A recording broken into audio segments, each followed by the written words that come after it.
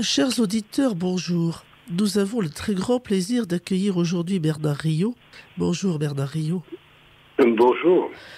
Vous ressortez aux éditions Arguédour un livre illustré très remarquable, Les Bretons et la mort, qui est vendu 34,90 €. Alors vous évoquez autre chose. Je pense que tous nos auditeurs connaissent l'Ankou, qui est quand même la véritable incarnation bretonne de la mort. Je ne pense pas qu'on en trouve une image de ce genre dans d'autres provinces ou d'autres pays. Mais vous dites que la charrette de l'Ankou, la Carigala d'Ankou, d'après vous, aurait encore été entendue à des dates très récentes dans les rues de grandes villes, à Rennes notamment. Vous avez des témoignages fiables à ce sujet ? Alors, c'est toujours la même chose.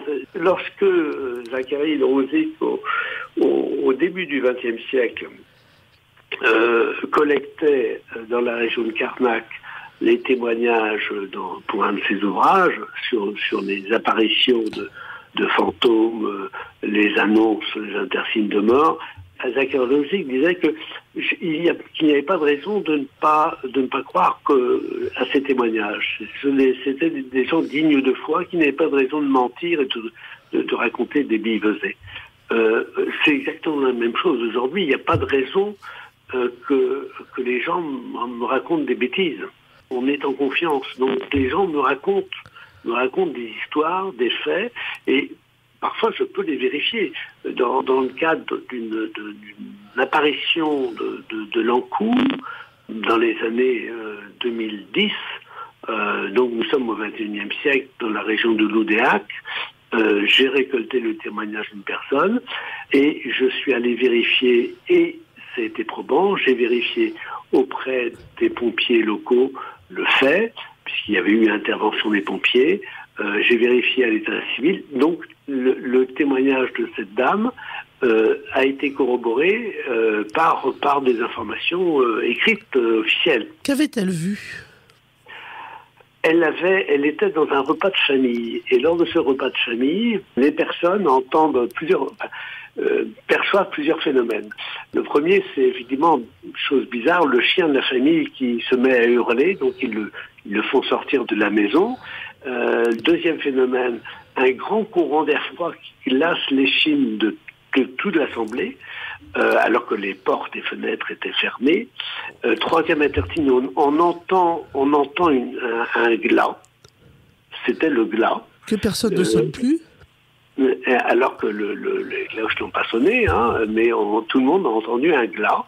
Et puis, la maîtresse de maison commence à parler de son voisin.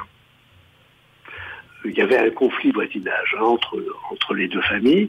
Elle parle de son voisin et elle en dresse littéralement un panégyrique. Et lorsqu'elle a fini, on entend les pompiers, la sirène des pompiers qui arrive. Le voisin est mort au moment où les phénomènes se sont passés. Ce qui est étonnant, c'est qu'il se manifeste à quelqu'un avec laquelle il n'était pas en bon terme.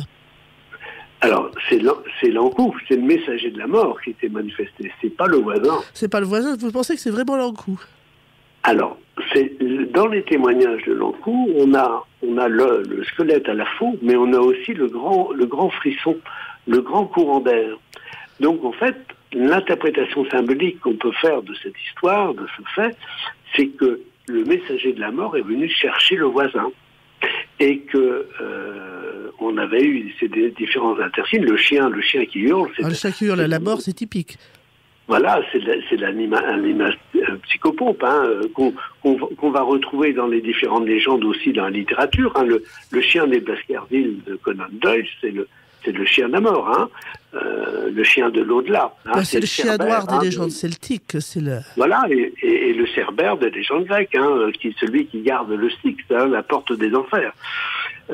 Donc ce chien qui effectivement qui a commencé à hurler, le courant d'air froid, c'est-à-dire que c'est le passage d'un frisson. Alors on a ça dans la mythologie irlandaise et galloise, où la traversée d'un courant d'air, on passe d'un monde à un autre.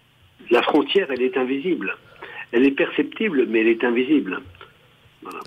Il y a un autre intersigne que vous évoquez, que je trouve intéressant pour diverses raisons. Ce sont ces cierges qui s'allument, qui se promènent tout seuls dans la nuit.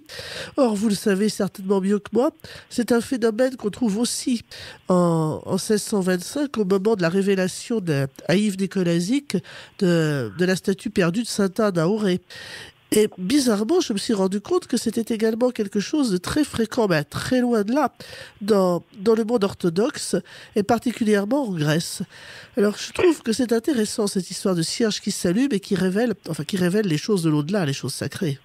Oui, alors pour Nicolasik, le jubilé des apparitions de Sainte Anne d'Auray commence, le 400e anniversaire a été célébré et été ouvert dimanche 24 novembre à Sainte-Anne-d'Auray dans le Morbihan. Alors, pour revenir aux apparitions, effectivement, c'est le phénomène des cierges et des flambeaux de la foi, comme certains l'annoncent, c'est un phénomène qui est effectivement récurrent un peu partout et c'est la lumière au milieu de la nuit qu'on va retrouver avec dans l'architecture et la tradition dans tout l'ouest de l'Europe, la lanterne des morts. On va retrouver le plus grand nombre de ces monuments, d'ailleurs, dans la Charente et le Limousin. C'est le Poitou et le Limousin sont les régions où on a le plus de lanternes des morts. En Bretagne, on en a une demi-douzaine. Il s'agit de monuments qui étaient allumés justement dans la nuit de la Toussaint pour que donc une flamme, un flambeau était allumé pour que les âmes errantes, les âmes en peine puissent retrouver le chemin du cimetière, de l'enclos, pour reposer en paix. Donc c'est cette tradition de lanterne des morts peut être comparée à ces apparitions effectivement des flambeaux et des lumières qui symbolisent la présence d'une âme en peine. Mais est-ce que tout cela suscite de l'angoisse ou de l'espérance ? Alors, oui, c'est le verre à moitié plein ou le verre à moitié vide. Pour moi, j'y vois davantage de l'espérance, à condition, bien sûr, que les rites puissent être opérés afin que ces âmes en peine puissent reposer en paix. On a une très très belle expression, les passeurs d'âmes. Oui. Auparavant, les passeurs d'âmes, c'était des prêtres. Normalement, oui.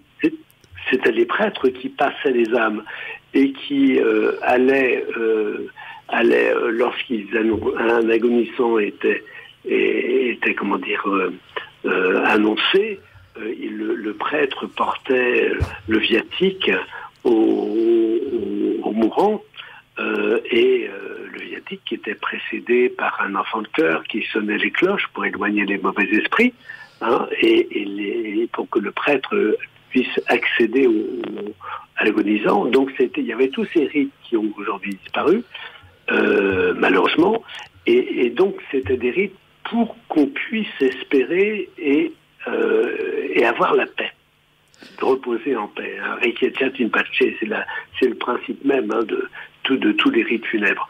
Et que le mort laisse tranquille les vivants, qu'il passe ailleurs. Voilà, donc il faut honorer les morts pour que les morts laissent tranquille les vivants. Les morts n'ont plus rien à faire là, parmi les vivants. Je parle des âmes, des âmes revenantes, des âmes qui ne peuvent pas partir parce qu'elles sont trop attachées au monde terrestre. Ou elles sont mortes de mort violente, ou elles n'ont pas reçu de sépulture, ou elles n'ont...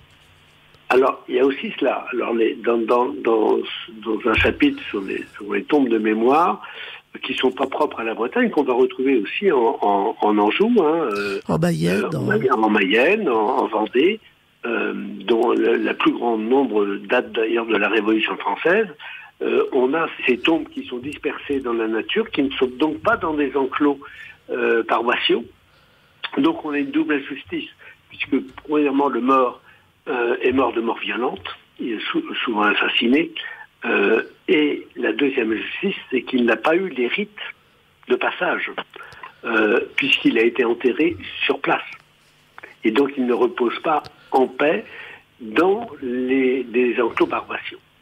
Donc ce mort qui ne repose pas en paix va faire l'objet d'une dévotion, puisque la population va penser que, à juste raison, elle va penser que le défunt a été premièrement victime d'un crime et deuxièmement, il n'a pas eu les rites de passage. Donc on va commencer à honorer ces défunts. D'abord en déposant des fleurs, et puis le don va faire l'objet d'un contre-don. Ça veut dire que le mort va se manifester. Il va se manifester en exaucant des vœux.